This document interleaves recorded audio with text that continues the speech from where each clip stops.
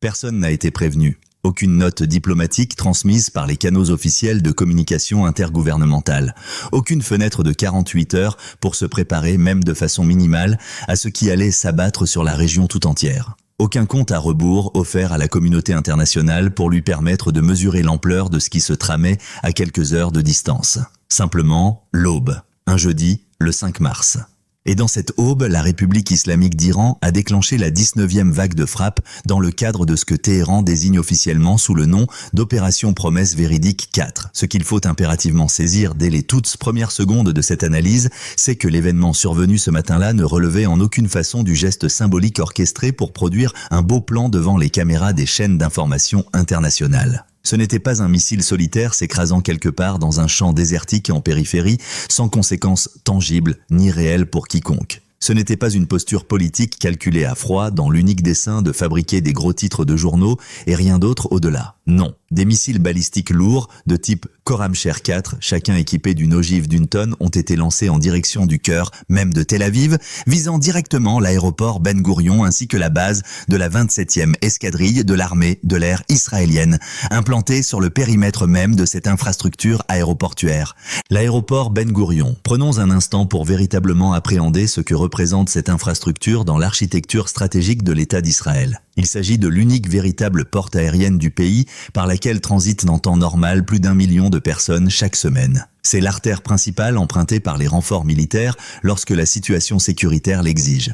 C'est le canal par lequel circule l'intégralité des chaînes d'approvisionnement qui maintiennent à flot une économie moderne en plein conflit armé actif. C'est le corridor qu'empruntent les civils nécessitant un lien vital avec le reste du monde pour poursuivre normalement le cours de leur existence. C'est la sortie par laquelle on évacue les blessés requérant une prise en charge médicale spécialisée à l'étranger parce que les capacités hospitalières internes ne suffisent pas à la garantir. C'est la dernière porte que le monde entier considérait comme acquise, comme un passage qui resterait ouvert quoi qu'il advienne, indépendamment de tout ce qui pouvait se dérouler dans la région ou au-delà. Cette porte est désormais fermée. Et sa fermeture a des implications qui dépassent de très loin ce que la plupart des observateurs occasionnels imaginent. Quand on prononce le mot « fermé » dans ce contexte précis, il ne s'agit absolument pas de quelques vols annulés ou de vacances gâchées pour une poignée de touristes malchanceux, contraints de remplir un formulaire d'indemnisation auprès de leur compagnie d'assurance voyage. Il s'agit de quelque chose d'incomparablement plus profond, plus complexe et plus dangereux que ce qu'un simple titre de presse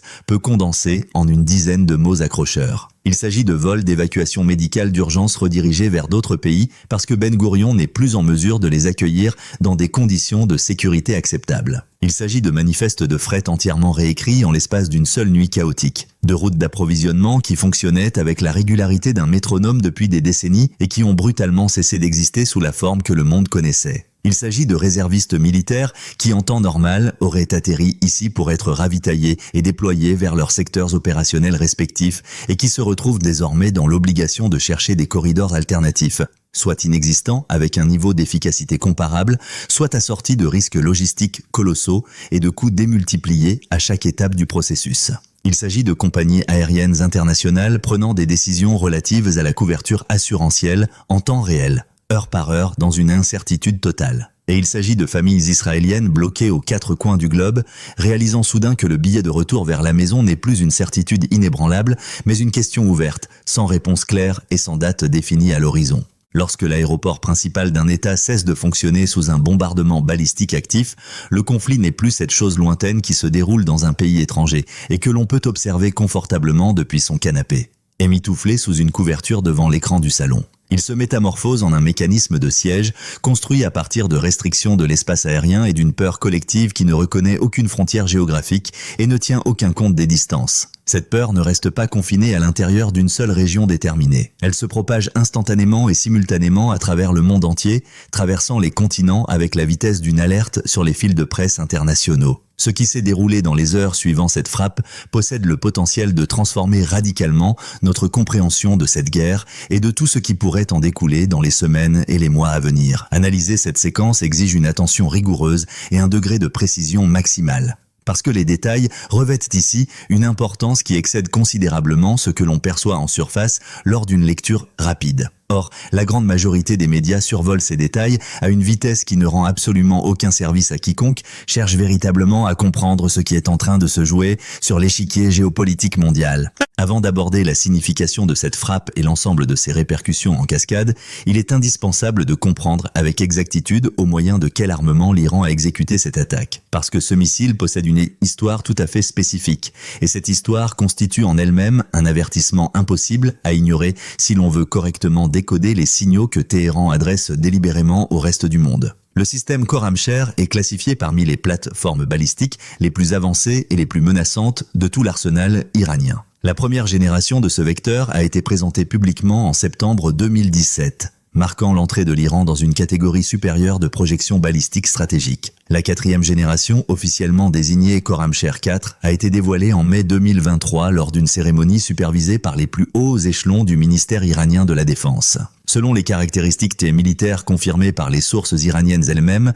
ce missile dispose d'une portée opérationnelle de l'ordre de 2000 km, d'une longueur totale de 13 mètres et embarque une ogive d'une masse approximative de 1500 kg. 13 mètres de longueur pour un seul vecteur balistique. C'est un engin dont les dimensions physiques transmettent à elles seules un message que les mots peinent à exprimer avec la même force brute.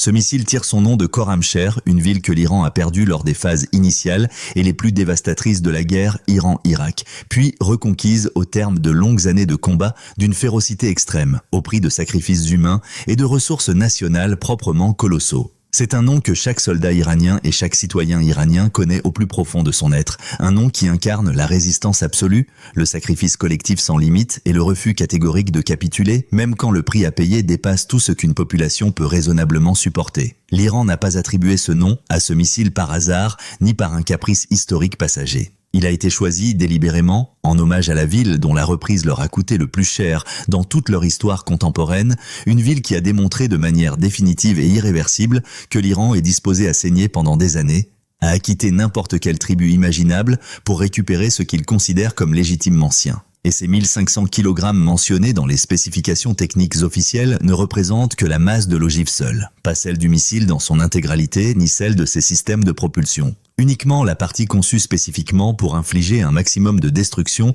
à tout ce qui se trouve sur sa trajectoire au moment de l'impact sur la cible désignée, avec une marge d'erreur que les experts estiment à seulement 30 mètres sur une distance de 2000 km.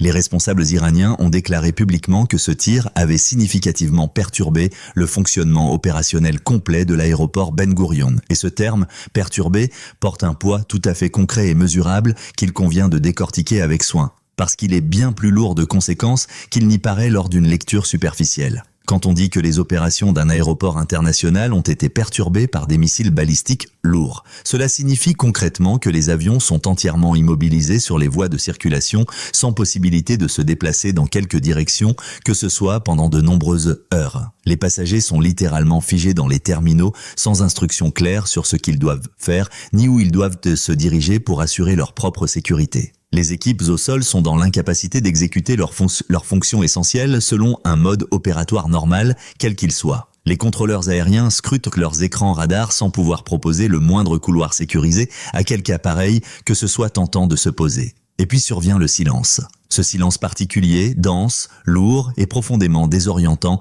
qui s'installe lorsqu'une infrastructure conçue pour fonctionner sans interruption cesse tout simplement et brutalement de remplir sa mission fondamentale. Pour saisir pleinement l'envergure de ce qui se passe ici, il faut comprendre ce que Ben Gourion représente pour Israël dans ses dimensions stratégiques, logistiques et sécuritaires. Ce n'est pas simplement un aéroport parmi d'autres dans la mosaïque moyen-orientale. C'est la colonne vertébrale logistique d'un État tout entier, sans alternative comparable en termes de capacité et de connectivité mondiale. Le commandement de l'arrière israélien a officiellement ordonné à l'autorité aéroportuaire de donner la priorité absolue à la sécurité des installations et du personnel plutôt qu'à la continuité des services, sans aucune exception ni aucun compromis possible. Des commandants militaires israéliens ont déclaré sans ambiguïté qu'un seul impact réussi sur un terminal rempli de passagers civils ou sur un avion au réservoir plein prêt au décollage aurait pu engendrer des pertes massives et un préjudice réputationnel de long terme pour l'ensemble de l'industrie aéronautique du pays. Un préjudice extrêmement difficile à inverser sur une période de nombreuses années. Pertes massives.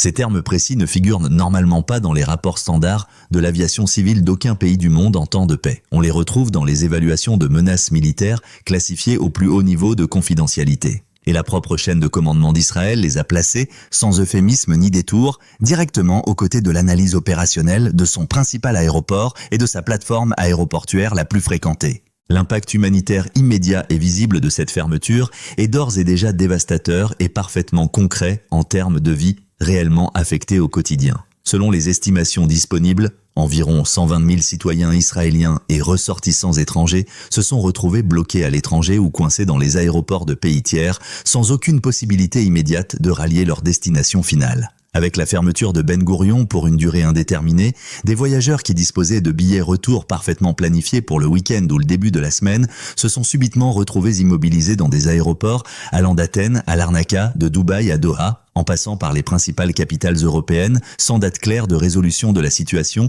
ni même d'estimation fiable de la reprise des opérations. Plus de 100 000 personnes bloquées hors de chez elles pour des raisons totalement indépendantes de leurs décisions personnelles. Pas des soldats. Pas des combattants engagés sur un front quelconque, des familles avec de jeunes enfants en bas âge, des étudiants universitaires en pleine période d'examen, des professionnels confrontés à des obligations urgentes et non reportables, des gens qui avaient quitté Israël pour des motifs parfaitement ordinaires et légitimes, des vacances méritées après des mois de labeur, une conférence professionnelle déterminante pour leur carrière, un mariage familial auquel il était impensable de ne pas assister, des funérailles auxquelles il fallait se rendre coûte que coûte, et qui ne peuvent tout simplement plus rentrer chez eux parce que l'aéroport reliant leur pays au reste du monde est verrouillé sous une menace balistique active et persistante.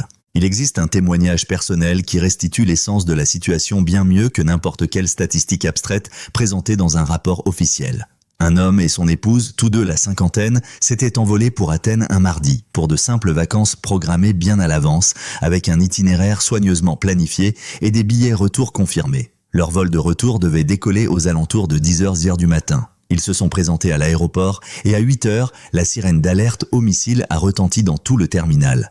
On leur a demandé d'achever rapidement les formalités de contrôle des passeports. Ils ont franchi les postes de sécurité et les attendus dans la zone d'embarquement avec tous les autres passagers. Puis on leur a annoncé que le vol ait été annulé, sans explication complémentaire et sans alternative immédiate proposée par quelque compagnie que ce soit. Un couple de cinquantenaires, debout dans l'aéroport d'Athènes, essayant simplement de rentrer chez lui après quelques jours de repos bien mérités. Sirène à 8h du matin. Vol annulé. Aucune solution de rechange disponible dans un rayon temporel acceptable. Voilà le visage réel, humain, tangible et profondément bouleversant de ce que signifie un aéroport fermé de l'intérieur sous un feu balistique actif. Ce n'est pas une abstraction géopolitique destinée aux amphithéâtres universitaires ou aux tribunes des think tanks. Ce sont deux êtres humains vivants, debout dans un terminal grec, tenant dans leurs mains des cartes d'embarquement qui ne valent plus absolument rien. Et ils sont loin d'être un cas isolé. Ils ne constituent qu'une infime fraction d'une file d'attente mondiale de personnes dont les existences se sont entièrement figées derrière une piste d'atterrissage incapable de garantir la sécurité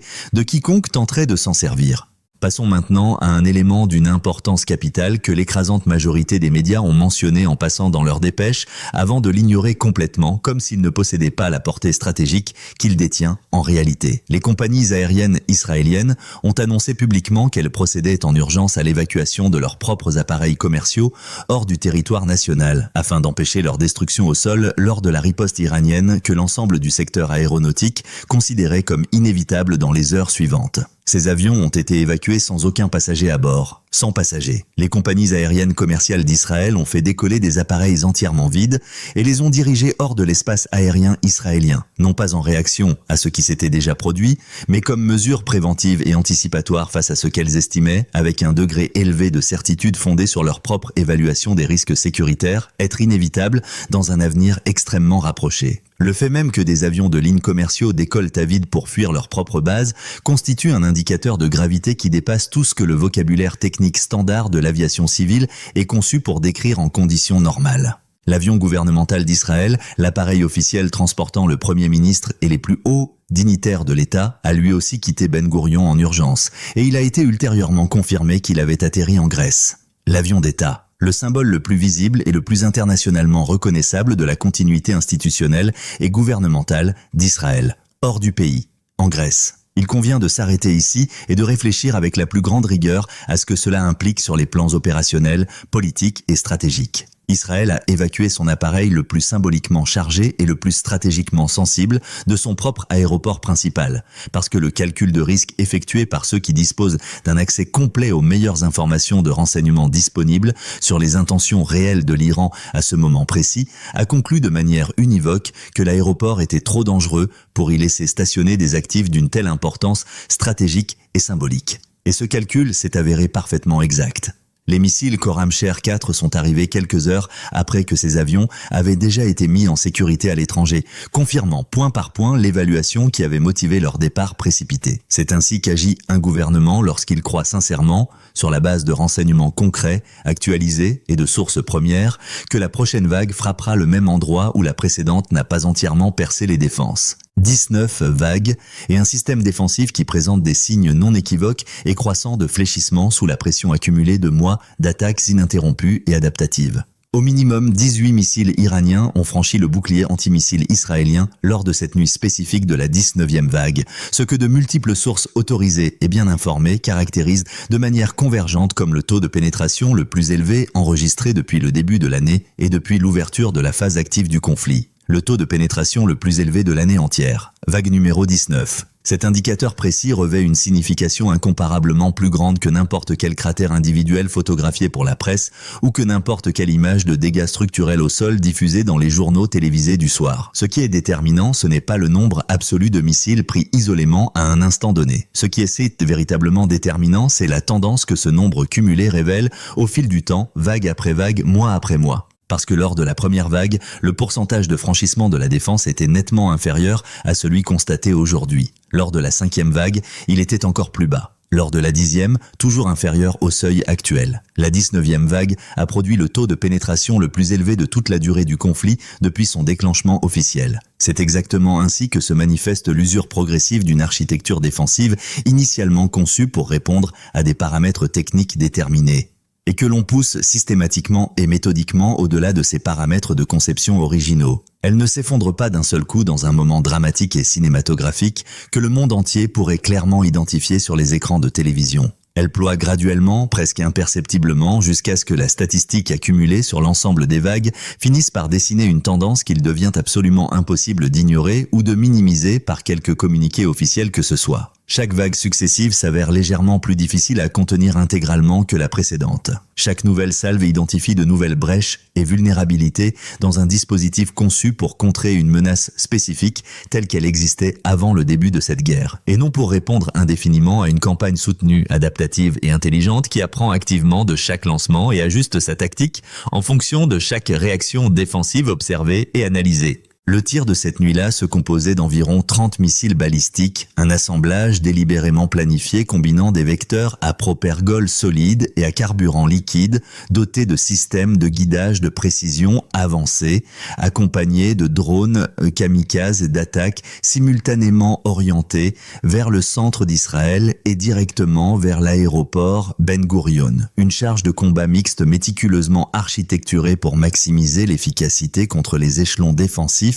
en place. Les missiles balistiques et les drones autonomes opèrent en synchronisation et en coordination parfaite, selon une chorégraphie opérationnelle précise. Les drones mobilisent les systèmes de défense de l'échelon inférieur dans un état d'engagement continu et permanent, les contraignant à consommer des intercepteurs coûteux contre des cibles de valeur économique considérablement moindres.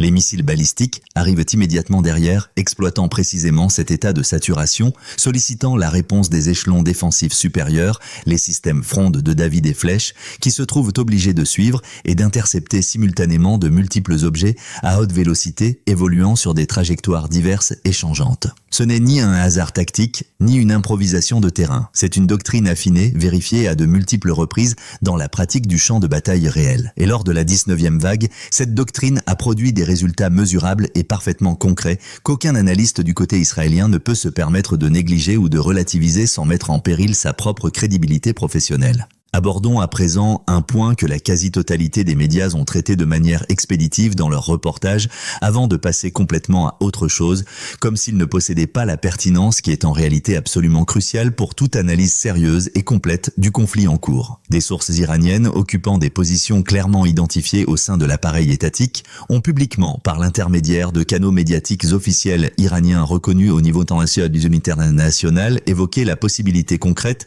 de frappes directes contre l'infrastructure nucléaire d'Israël en réponse à certaines actions des États-Unis et d'Israël. Il a été explicitement déclaré que si Washington et Tel Aviv poursuivaient leurs efforts visant à déstabiliser activement le gouvernement iranien, Téhéran pourrait diriger ses tirs directement sur le réacteur nucléaire situé dans la ville de Dimona, dans le Negev, siège du centre de recherche nucléaire du Negev. Un site qu'Israël n'a jamais officiellement reconnu comme producteur de matières fissiles à usage militaire, mais que l'ensemble de la communauté mondiale du renseignement connaît parfaitement pour sa véritable vocation et sa production réelle. Un complexe qui, selon les estimations de l'Institut SIPRI, référence mondiale en matière de recherche sur l'armement, pourrait assurer le maintien d'environ 80 ogives nucléaires actives dans l'arsenal israélien. Dimona constitue l'un des centres les plus critiques, les plus secrets et les plus stratégiquement significatifs du programme nucléaire israélien. La population civile de la ville s'élève à environ 40 000 habitants. Et elle abrite un réacteur dont les experts indépendants les plus qualifiés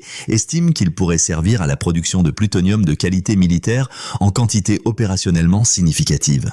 40 000 personnes vivant à proximité immédiate d'une installation nucléaire que l'Iran vient de menacer publiquement de frapper avec des missiles balistiques lourds de haute précision. Il est impératif de réfléchir avec le plus grand sérieux, avec une exactitude analytique maximale et sans la moindre complaisance rassurante à ce que signifierait un impact réussi sur Dimona pour Israël, pour la région et pour la planète dans son ensemble. Non seulement du point de vue purement militaire, qui est déjà en soi exceptionnel et suffisant pour paralyser toute tentative d'analyse rationnelle cherchant à minimiser les conséquences, mais également du point de vue écologique et humanitaire, dont la gravité potentielle est tout aussi considérable et que la plupart des analyses standardisées évitent soigneusement d'approfondir pour des raisons aisément compréhensibles. Un complexe réacteur percuté par une ogive d'1,5 tonne lancée à vitesse hypersonique, dans un pays où les distances entre les centres habités se comptent en dizaines de kilomètres et non en vastes provinces désertiques inhabitées. Cette menace ne peut être balayée d'un revers de main par un communiqué de presse routinier ou une déclaration institutionnelle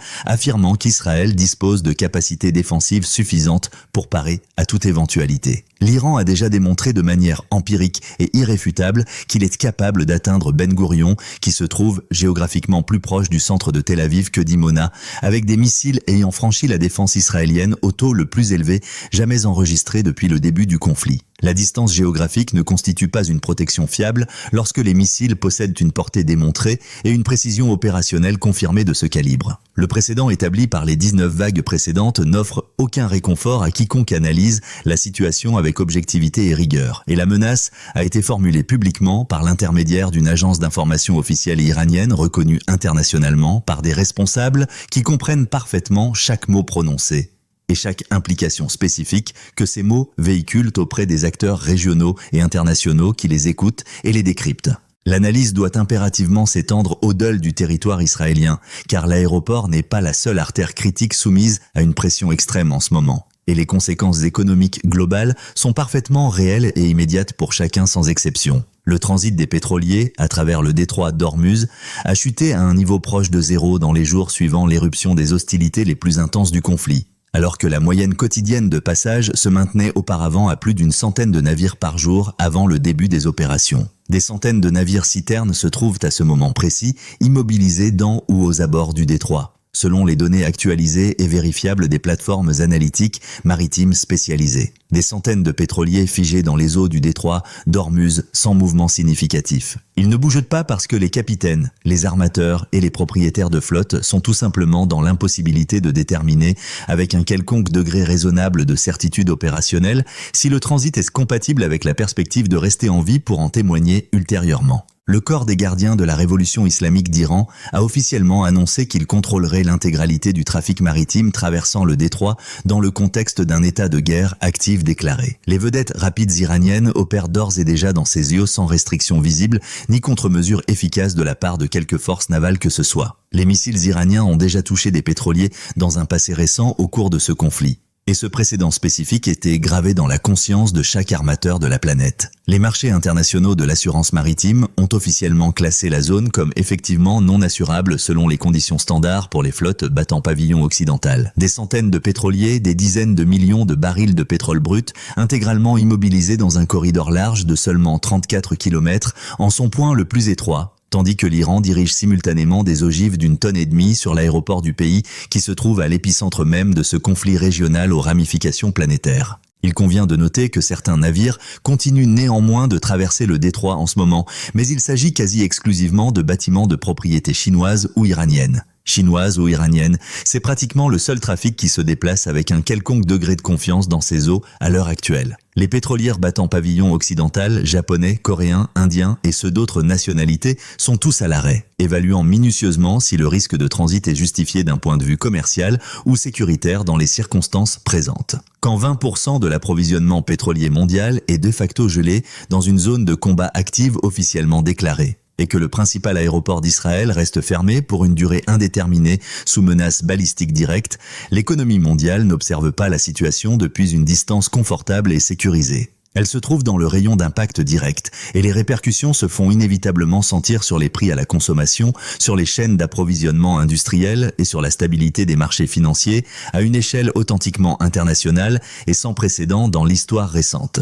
Ce qui rend ce tableau encore plus alarmant pour quiconque tente de discerner vers quoi tout cela converge, c'est l'absence totale de toute certitude officielle quant à la date possible de fin de la fermeture de l'aéroport. Il était initialement prévu que Ben Gourion demeurerait fermé pendant 3 à 4 jours, mais le porte-parole de l'autorité aéroportuaire a explicitement refusé de confirmer cette estimation, déclarant qu'aucune annonce officielle ni aucune évaluation des délais de reprise n'avait été émise par les autorités compétentes. Aucune déclaration officielle, aucune estimation de calendrier, aucun horizon temporel de quelque nature que ce soit. Voilà la définition opérationnelle d'une incertitude totale et indéfinie. Ils ne peuvent pas informer le public de la date de réouverture de l'aéroport parce qu'ils l'ignorent eux-mêmes. La reprise dépend de facteurs entièrement hors de leur contrôle. La prochaine vague ciblera-t-elle de nouveau Ben Gourion? Les systèmes défensifs tiendront-ils mieux que lors de la précédente attaque? Les équipes au sol pourront-elles dégager les pistes en toute sécurité? Les transporteurs étrangers accepteront-ils de reprendre ce risque? Et ces décisions ne sont pas entre les mains du gouvernement israélien. Elles sont entre les mains de responsables à Téhéran qui, en ce moment même,